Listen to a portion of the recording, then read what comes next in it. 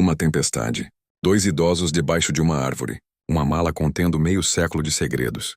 Quando um milionário parar para ajudá-los, as fotografias amareladas revelarão uma verdade que destruirá tudo o que ele pensava saber sobre sua família.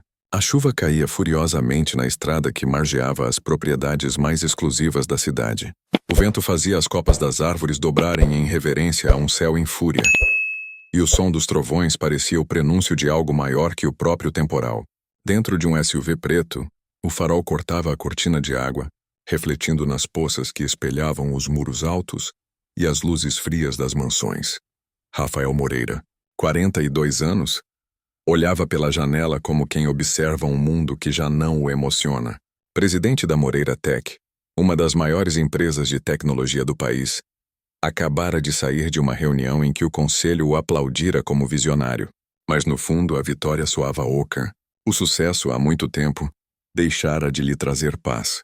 Enquanto os acionistas brindavam com champanhe, ele pensava apenas em ir para casa e se esconder do barulho ensurdecedor de números, metas e ambições. O relógio do painel marcava 23h24 quando algo chamou sua atenção.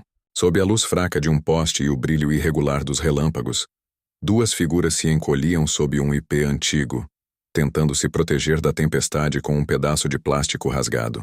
Um homem magro de cabelos brancos abraçava uma mulher frágil, quase desfalecida. Ao lado deles, uma mala de couro envelhecido com ferragens oxidadas repousava sobre a lama.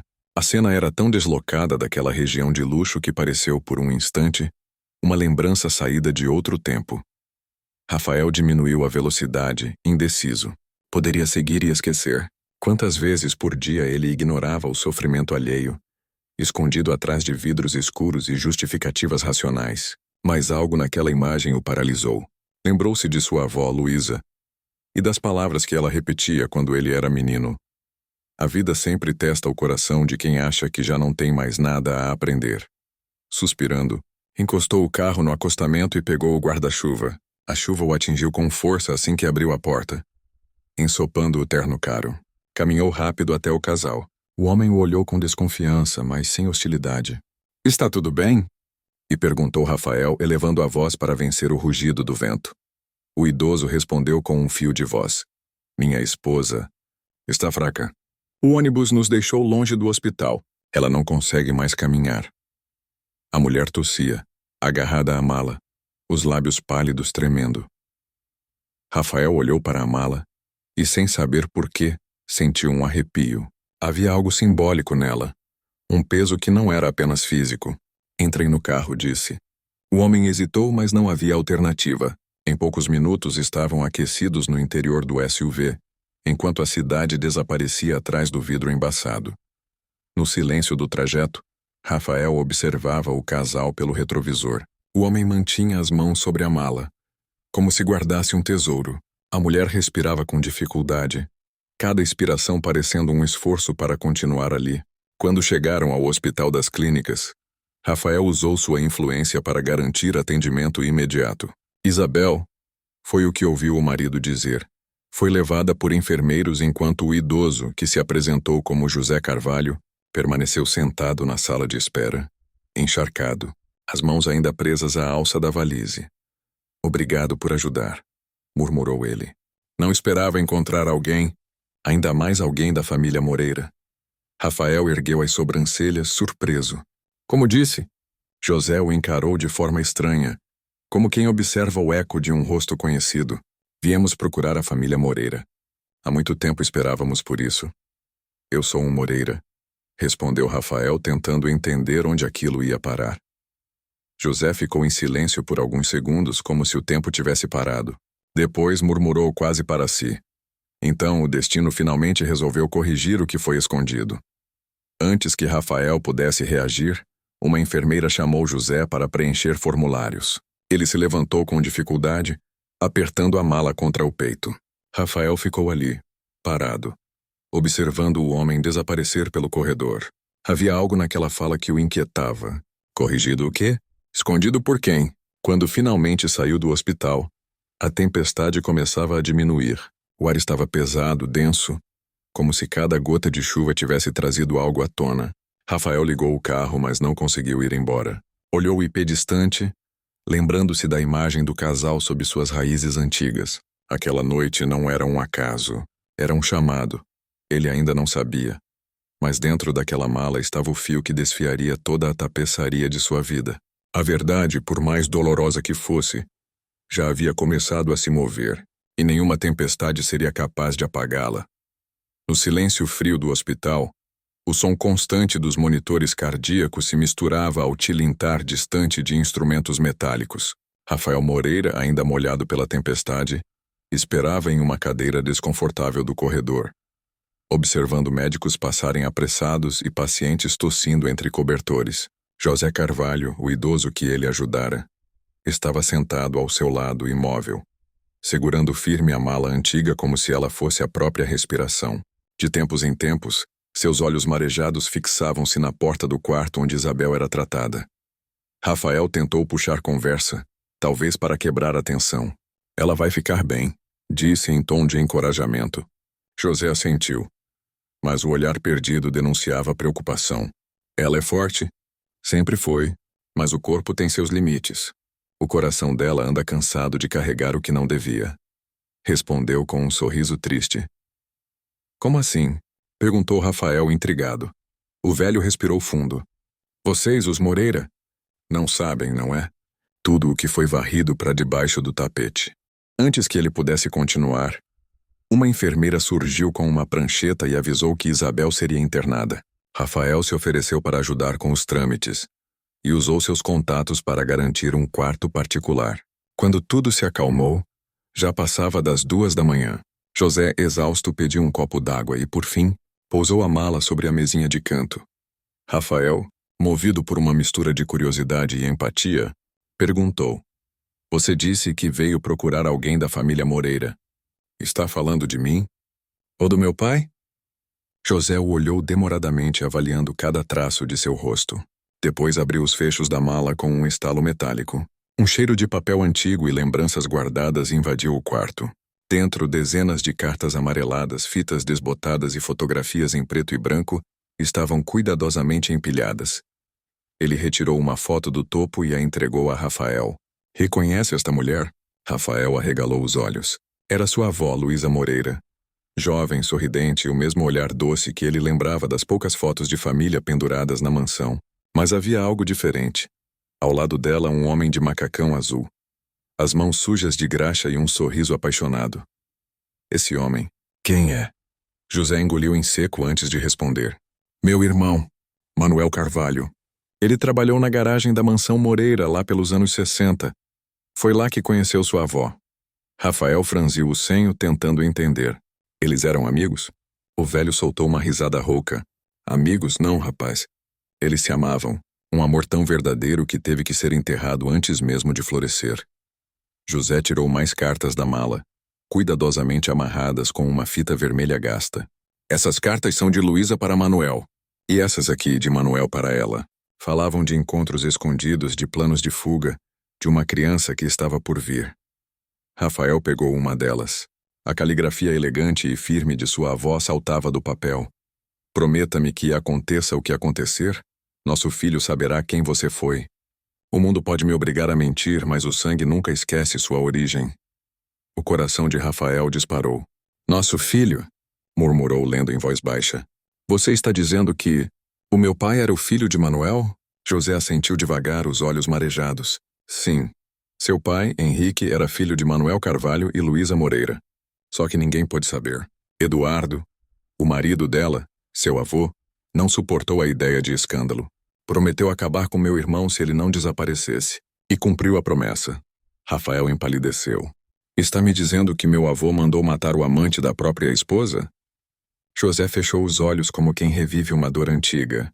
Chamaram de acidente. Mas eu estava lá naquela noite. O carro do meu irmão foi sabotado. Ele morreu na estrada. E todos fingiram acreditar na versão oficial. Eduardo fez questão de pagar pelo funeral em silêncio. E poucos meses depois, o bebê nasceu como herdeiro legítimo dos Moreira. Rafael sentiu as mãos suarem. Tudo dentro dele parecia girar. As paredes do quarto, o som distante da chuva, o zumbido das luzes, tudo se embaralhava. Isso é impossível. Minha avó nunca teria mentido para mim. José o olhou com tristeza. Ela não teve escolha. Foi ameaçada, vigiada, isolada. Eu tentei procurá-la, mas Eduardo a mandou para o interior, longe de qualquer lembrança. E quando ela morreu, essas cartas ficaram comigo. Guardei por 50 anos esperando o momento certo. E por que agora? Perguntou Rafael, ainda atordoado. José segurou a mão dele com firmeza surpreendente. Porque Isabel está morrendo. E eu não quero que ela vá sem ver a verdade entregue a quem deve ouvir.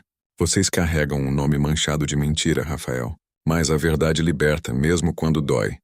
O empresário olhou novamente para as fotos. Em uma delas, Luísa e Manuel estavam sob um ipê florido, sorrindo como se o mundo lhes pertencesse.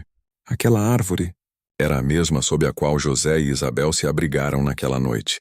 O símbolo estava ali, como um eco do passado que se recusava a morrer.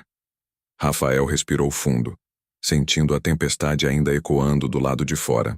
Mas agora, a verdadeira tormenta acontecia dentro dele. A família que ele tanto defendera, o legado que sustentava seu império, tudo estava prestes a ruir. E no centro de tudo, uma mala antiga, um punhado de cartas e o peso insuportável da verdade. O amanhecer chegou tímido sobre a mansão dos Moreira, espalhando um brilho pálido pelas janelas de vidro, que refletiam a chuva da madrugada anterior. Rafael não dormira.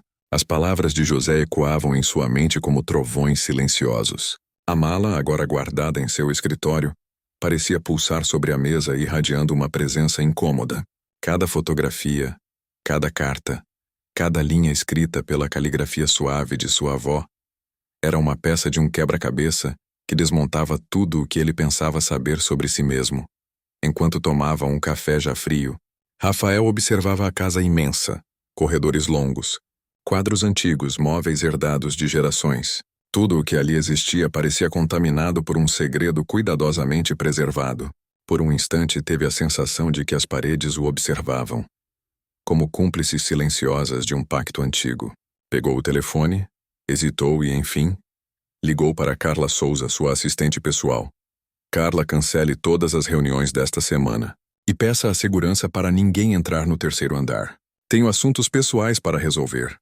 Do outro lado da linha, a mulher tentou argumentar, mas ele encerrou a chamada, antes que pudesse insistir. Subiu a escada com passos firmes, sentindo o peso de cada degrau. O sótão, trancado há anos, o aguardava no fim do corredor. Pegou a chave que sempre ficara escondida dentro de uma pequena caixa de prata no escritório do pai e girou a fechadura. A porta se abriu com um estalo seco, exalando o cheiro de madeira velha e mofo. O espaço estava coberto de poeira. Pilhas de caixas, móveis cobertos com lençóis, retratos emoldurados, diários e álbuns antigos. Rafael acendeu uma lâmpada fraca e começou a vasculhar. Entre velharias encontrou um baú com o brasão da família entalhado na tampa. Dentro, havia diários com o nome Luísa M. gravado em letras delicadas. O coração dele acelerou. Sentou-se no chão e começou a ler.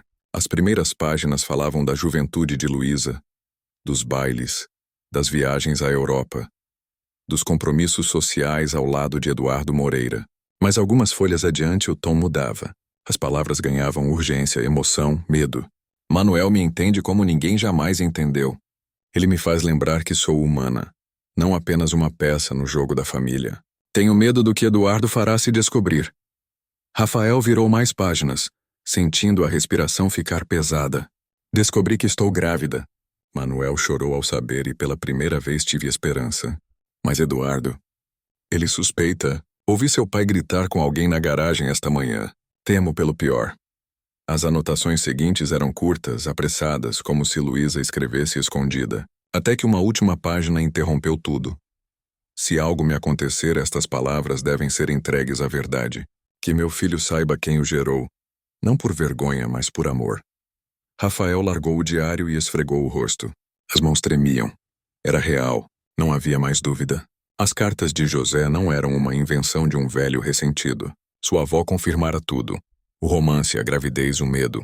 Eduardo, o homem que sempre fora exaltado como o pilar moral da família, era, na verdade, o autor do crime que destruíra 3 vidas e distorcera toda uma linhagem.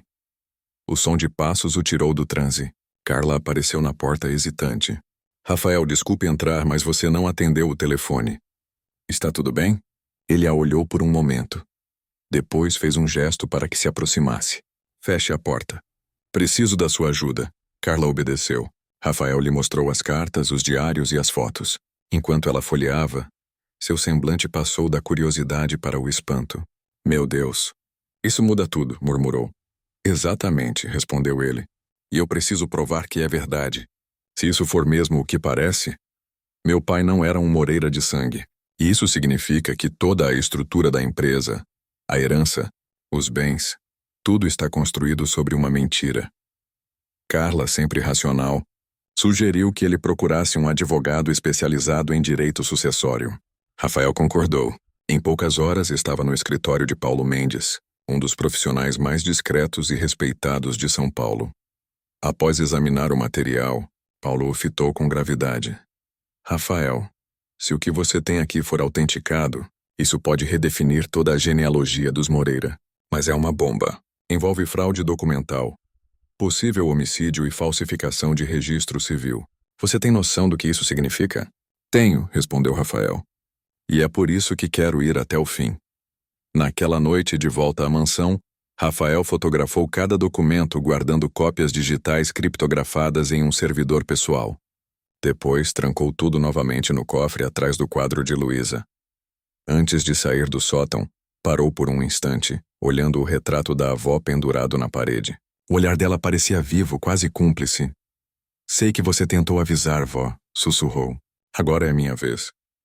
Quando desceu as escadas, uma brisa atravessou o corredor, embora todas as janelas estivessem fechadas.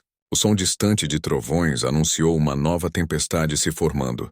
Mas desta vez Rafael não sentia medo. Sentia propósito. A verdade, enterrada por décadas, finalmente tinha encontrado alguém disposto a trazê-la à luz, custasse o que custasse.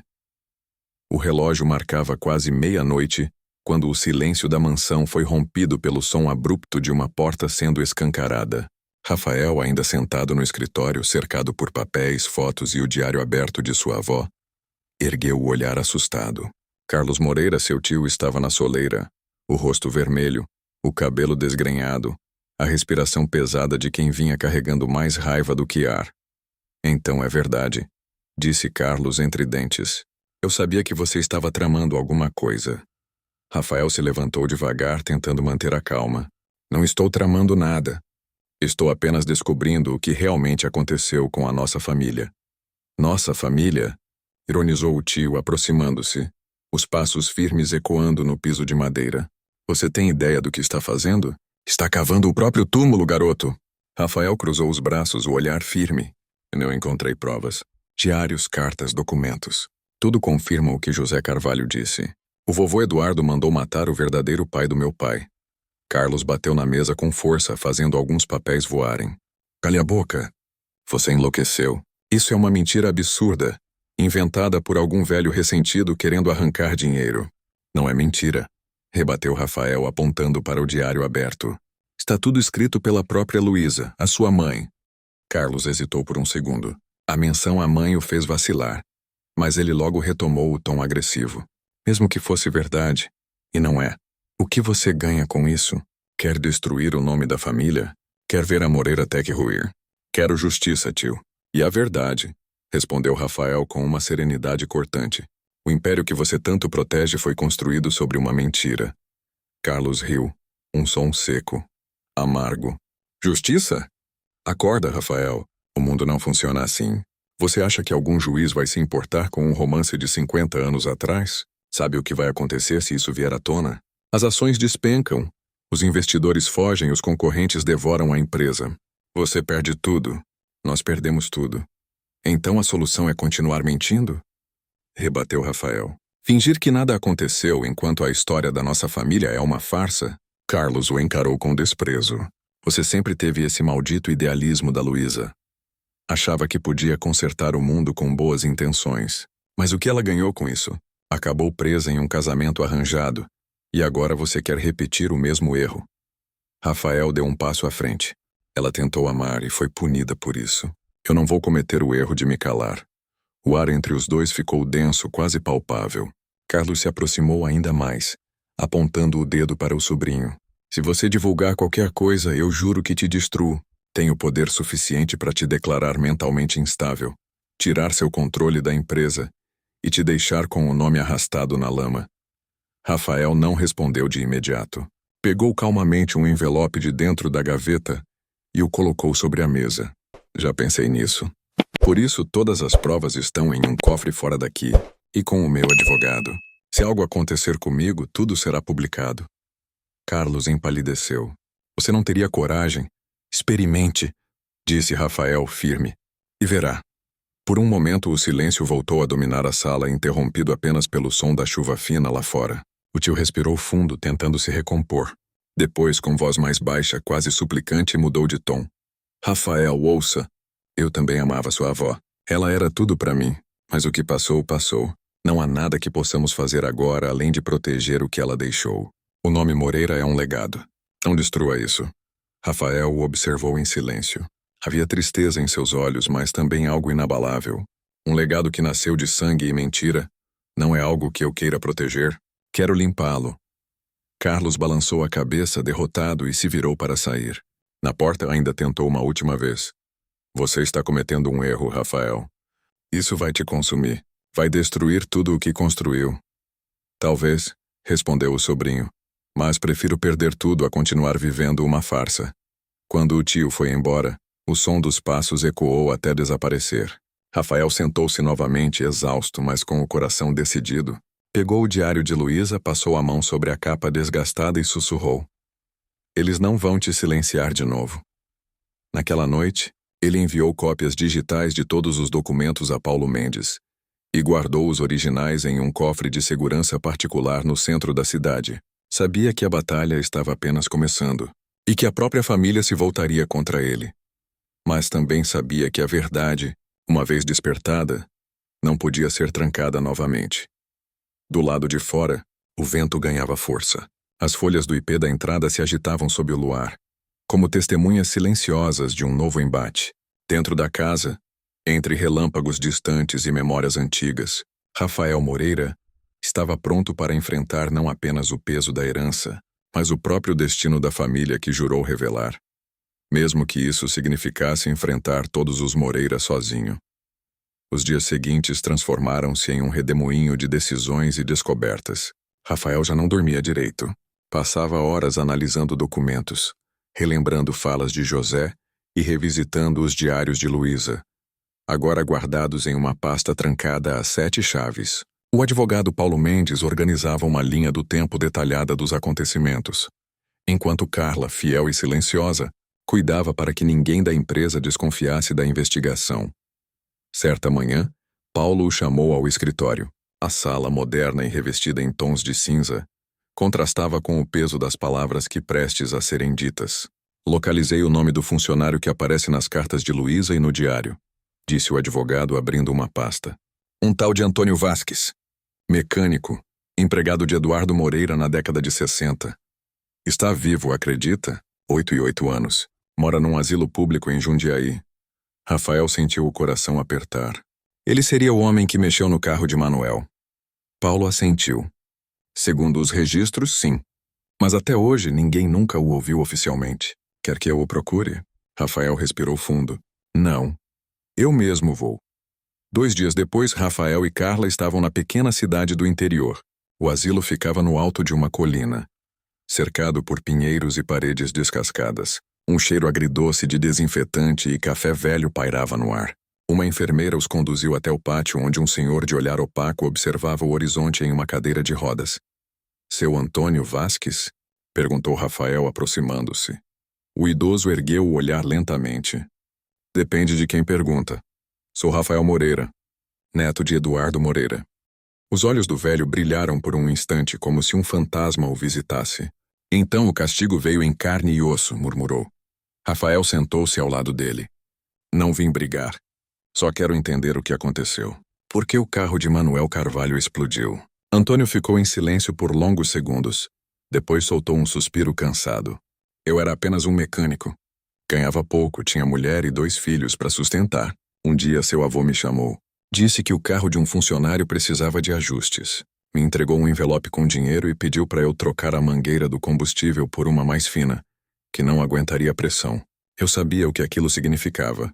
Sabia que Manuel não voltaria para casa. Rafael engoliu seco.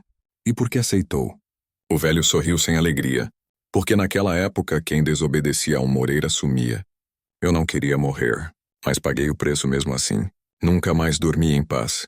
O silêncio que se seguiu foi denso, pesado como pedra. Carla apertou o braço de Rafael, mas ele não tirava os olhos do idoso. Está disposto a dar um depoimento formal? Perguntou. Antônio pensou por um instante. Já não tenho nada a perder. Só quero que, quando eu for, Deus saiba que contei a verdade. Paulo gravou a confissão no dia seguinte, com testemunhas e assinatura do asilo. Quando o documento foi oficializado, Rafael sentiu que o peso de meio século finalmente ganhava voz.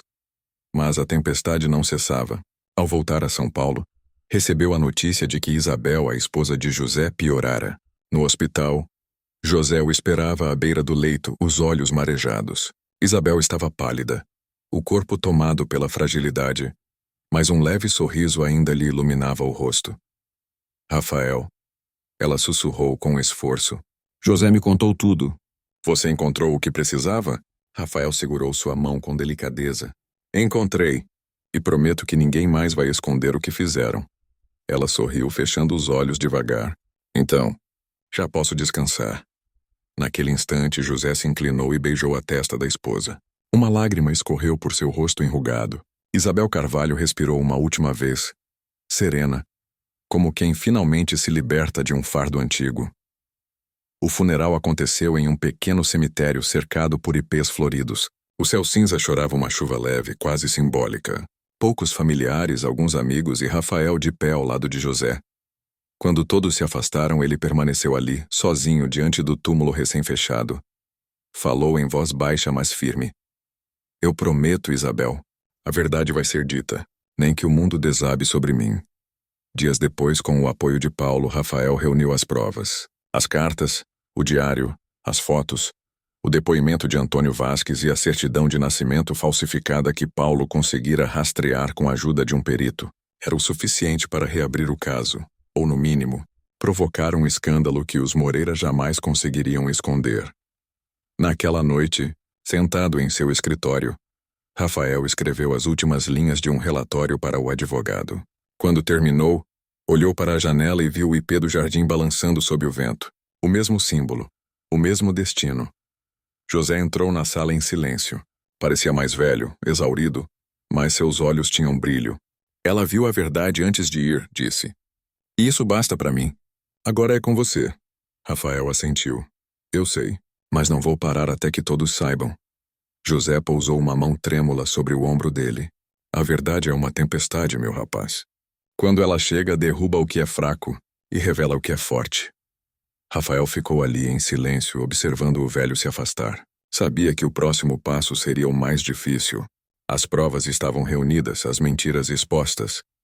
Mas agora viria o confronto público, a guerra que decidiria o futuro de tudo. E enquanto a chuva voltava a cair sobre São Paulo, ele compreendeu. A verdadeira tempestade ainda estava apenas começando. O amanhecer daquela segunda-feira parecia mais cinzento que o habitual. As nuvens pairavam pesadas sobre São Paulo, como se o céu soubesse o que estava por vir. Rafael, de terno escuro e olhar determinado, entrou no escritório do advogado Paulo Mendes com uma pasta de couro nas mãos. Lá dentro, descansavam as provas que reescreveriam a história de sua família. Cartas, diários, depoimentos e uma certidão falsificada. É hoje que tudo muda, disse Paulo, ajustando os óculos e acendendo a tela do computador. Mas você precisa estar preparado. Quando a família perceber que perdeu o controle, vai reagir com violência jurídica. Vão tentar te destruir antes que destruas o nome deles. Rafael sorriu de canto. Já tentaram e falharam.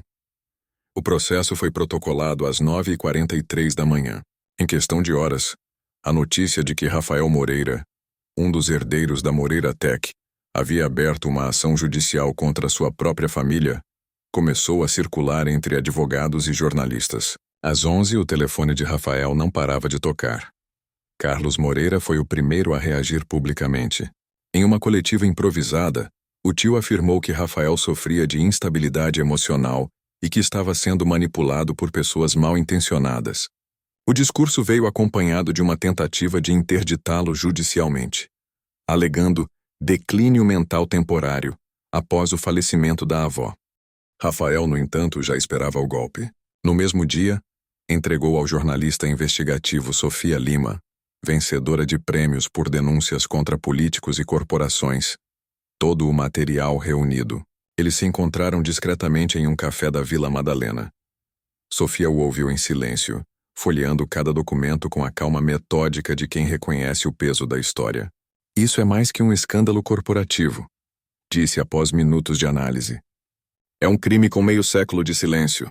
Se você estiver disposto a aparecer com seu nome e sua voz, eu publico. Rafael respirou fundo. Quero que o mundo saiba o que aconteceu. Não por vingança, mas porque minha avó, meu pai José e Isabel merecem justiça. Durante as 2 semanas seguintes, Sofia e sua equipe trabalharam sem descanso. Confirmaram datas, revisaram registros, ouviram testemunhas e gravaram entrevistas. O depoimento de Antônio Vasques foi autenticado em cartório, e até o perito criminal que revisou os restos do carro de Manuel confirmou. O acidente não foi acidental. Enquanto isso, a família Moreira se desesperava. O conselho da empresa exigiu explicações. As ações começaram a despencar na bolsa. Funcionários cochichavam pelos corredores, e os executivos mais próximos de Carlos tentavam conter o vazamento de informações. Na madrugada de uma quinta-feira, Rafael recebeu a ligação que mudaria tudo. Rafael, é hoje, disse Sofia com voz firme. A reportagem vai ao ar na edição das 6. O coração dele acelerou. Às 6 em ponto, o Jornal Nacional estampava nas telas do país: escândalo na Moreira Tech. Herdeiro denuncia assassinato e falsificação de documentos em saga familiar de meio século. Imagens de cartas antigas, fotografias amareladas e trechos dos diários de Luísa Moreira apareceram na tela, enquanto a narração de Sofia costurava a tragédia. O público descobriu o amor proibido entre Luísa e Manuel, a morte encenada, o encobrimento e a herança construída sobre mentiras. Rafael assistia em silêncio no sofá de seu apartamento. Quando o rosto de José apareceu na tela, lendo uma das cartas de Manuel, lágrimas escaparam sem que ele percebesse. O idoso dizia: eles pensaram que poderiam enterrar a verdade, mas o tempo, meu filho, o tempo é o maior dos coveiros. Na manhã seguinte, a Moreira Tech mergulhou no caos. Protestos de ex-funcionários se formaram na porta da sede, exigindo revisão de contratos e indenizações por práticas abusivas do passado. O Ministério Público abriu uma investigação para apurar a morte de Manuel Carvalho e as falsificações empresariais ligadas à família. Carlos Moreira, acuado, tentou negociar silêncio. Rafael, pense no que está fazendo. Você vai acabar com tudo o que construímos. Não, tio, respondeu ele olhando-o nos olhos. Eu estou salvando o que ainda pode ser salvo. A batalha legal se arrastou por meses. A defesa da família apresentou recursos, questionou laudos, tentou desacreditar testemunhas, mas cada golpe era respondido com novas provas. O depoimento de Antônio foi televisionado. A carta de Luísa autenticada, e até registros bancários antigos mostraram transferências suspeitas de Eduardo Moreira para o mecânico em 1968. Quando a sentença saiu, o juiz foi categórico. A morte de Manuel Carvalho foi resultado de sabotagem intencional. Embora o crime estivesse prescrito, o tribunal reconheceu a falsificação de documentos e determinou reparação moral à família Carvalho. Rafael não comemorou, apenas respirou fundo e olhou para o céu, imaginando o rosto de Isabel sorrindo. Meses depois, ele fundou o Instituto Verdade em Justiça, um escritório dedicado a investigar e reparar injustiças históricas. Jornalistas, advogados e psicólogos passaram a trabalhar lado a lado, amparando vítimas esquecidas. A Moreira Tech, abalada, teve de reestruturar toda a diretoria. A empresa adotou novas políticas éticas e lançou programas sociais. Rafael recusou qualquer compensação financeira. Meu pagamento é a verdade, disse em uma entrevista. No último parágrafo da reportagem que imortalizou o caso, Sofia escreveu: de um ato de bondade sob a chuva nasceu uma revolução silenciosa. Às vezes o maior legado não está no sangue que herdamos, mas na coragem de purificar o nome que carregamos. E assim, sob o peso da justiça e da exposição pública, A tempestade que começou com 2 idosos e uma valise transformou-se em algo maior. Uma cruzada pela verdade, capaz de iluminar até as sombras mais antigas de São Paulo. 2 anos se passaram desde a reportagem que sacudiu o país. São Paulo, agora sob um céu sereno e limpo, parecia ter deixado para trás o peso das tempestades. Rafael Moreira caminhava lentamente pela alameda principal da Universidade de São Paulo, onde uma faixa pendurada entre os prédios anunciava: lançamento do livro Verdade sob a Chuva. Rafael Moreira, em José Carvalho. Ele sorriu. Nunca imaginara que aquele velho senhor, encontrado debaixo de um ipê em uma noite de temporal, mudaria sua vida para sempre. O auditório estava lotado. Estudantes, jornalistas, professores e curiosos aguardavam ansiosos para ouvir o homem que ousou enfrentar a própria família e transformar escândalo em propósito. No palco, ao lado de Rafael, uma cadeira permanecia vazia, com um pequeno arranjo de flores brancas sobre o assento. Era o lugar de José, que havia partido meses antes sereno como se tivesse cumprido sua missão. Rafael respirou fundo antes de começar a falar. 2 anos atrás eu não imaginava estar aqui. Naquela época, eu achava que sucesso era ter uma empresa próspera, carros caros e uma agenda lotada. Até que uma tempestade, literalmente, me fez parar. E foi nesse instante que percebi. O verdadeiro sucesso é dormir em paz com o que você sabe sobre si mesmo. A plateia ouvia em silêncio absoluto. José me ensinou que a verdade pode doer, mas o silêncio mata. Ele me mostrou que um ato de bondade pode mudar destinos inteiros. Se eu não tivesse parado naquela chuva, a história da minha família continuaria enterrada. E talvez eu também estivesse enterrado junto com ela. Vivo, mas vazio. Risos e aplausos suaves preencheram o ar. Rafael abriu o livro e leu um trecho escrito por José, em sua caligrafia trêmula. A verdade é como uma tempestade. Chega sem pedir licença. Destrói o que é frágil, mas também lava o que ficou sujo demais por muito tempo. Ao terminar a leitura, uma salva de palmas tomou o auditório. Muitos se emocionaram. Outros riram quando Rafael, em tom leve, comentou: e pensar que tudo começou porque meu carro custava mais caro que o táxi deles. O universo tem um senso de humor bem curioso, não acham? Depois do evento, jornalistas o cercaram para entrevistas, estudantes pediram autógrafos e selfies, e um grupo de jovens empreendedores o convidou para palestrar sobre ética e propósito nos negócios. Rafael percebeu que o legado que ele e José haviam construído ia muito além de um livro. Na semana seguinte, o Instituto Verdade em Justiça recebeu dezenas de novas denúncias e histórias. Pessoas simples, motoristas, professores, aposentados, escreviam contando como o caso os inspirou a buscar a verdade em suas próprias vidas. Uma professora de história enviou uma carta dizendo que criara um projeto escolar chamado Cartas da Verdade, onde alunos escreviam relatos de coragem anônimos. Mas a parte mais curiosa estava por vir. Um dia, enquanto caminhava pelo Parque do Ibirapuera, Rafael notou um ipê florido. O mesmo tipo de árvore sob a qual tudo começara. Ao se aproximar, viu aos pés dela uma pequena caixa de madeira. Dentro havia uma carta escrita à mão. Se você encontrou isso é porque acredita na força da verdade. Continue espalhando-a. A chuva já passou, mas o mundo ainda precisa de quem enxergue além do trovão. Não havia assinatura, apenas uma flor seca e uma fotografia antiga de José e Isabel sorrindo. Rafael riu sozinho. Vocês não se cansam, né?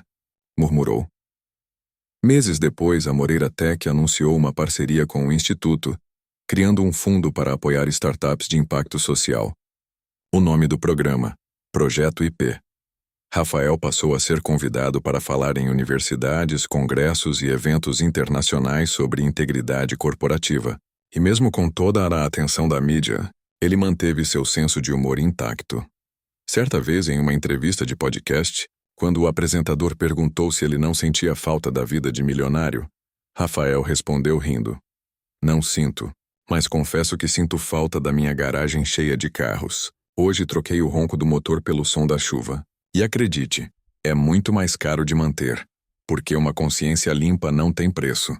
A entrevista viralizou. O vídeo ganhou milhões de visualizações, e o público se apaixonou pela mistura de drama, humanidade e leveza. Nos comentários, pessoas diziam ter chorado, rido e se inspirado ao mesmo tempo. No encerramento do livro, Rafael escreveu: "Não foi a fortuna da minha família que me trouxe até aqui. Foi um guarda-chuva emprestado, um velho teimoso e uma mala cheia de verdades. A vida é generosa com quem para escutar o que a chuva tenta dizer." Agora, diante das câmeras, ele concluiu o vídeo promocional do lançamento sorrindo. Se você chegou até aqui, é porque também acredita que a verdade muda tudo. Então fica comigo. Se inscreve no canal, ativa o sininho e vem fazer parte dessa comunidade de gente que não tem medo de enfrentar as tempestades da vida. Porque no fim, toda chuva passa. E é na lama que a verdade floresce. Enquanto o vídeo encerrava, o som distante de um trovão ecoou, e a imagem final mostrava o ipê florescendo sob uma chuva suave. O mesmo símbolo de recomeço que havia dado origem a toda a história. E assim, com leveza e propósito, a tempestade de verdades transformou-se em um arco-íris de novos começos.